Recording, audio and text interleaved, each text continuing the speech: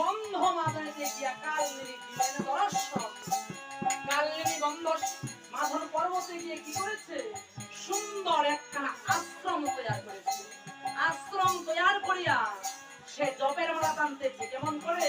ওই যে যন্ত্রণা কে জানে